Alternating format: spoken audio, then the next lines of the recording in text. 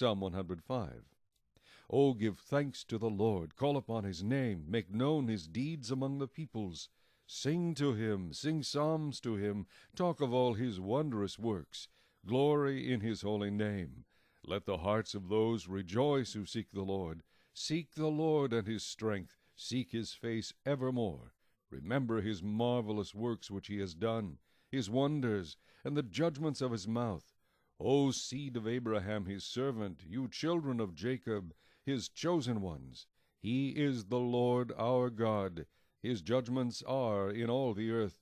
He remembers his covenant forever, the word which he commanded for 1,000 generations, the covenant which he made with Abraham, and his oath to Isaac, and confirmed it to Jacob for a statute, to Israel as an everlasting covenant, saying, To you I will give the land of Canaan as the allotment of your inheritance.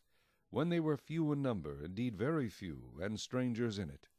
When they went from one nation to another, from one kingdom to another people, he permitted no one to do them wrong. Yes, he rebuked kings for their sake, saying, Do not touch my anointed ones, and do my prophets no harm. Moreover, he called for a famine in the land. He destroyed all the provision of bread. He sent a man before them, Joseph, who was sold as a slave. They hurt his feet with fetters, he was laid in irons, until the time that his word came to pass. The word of the Lord tested him. The king sent and released him. The ruler of the people let him go free. He made him lord of his house, and ruler of all his possessions, to bind his princes at his pleasure, and teach his elders wisdom. Israel also came into Egypt, and Jacob dwelt in the land of Ham. He increased his people greatly, and made them stronger than their enemies.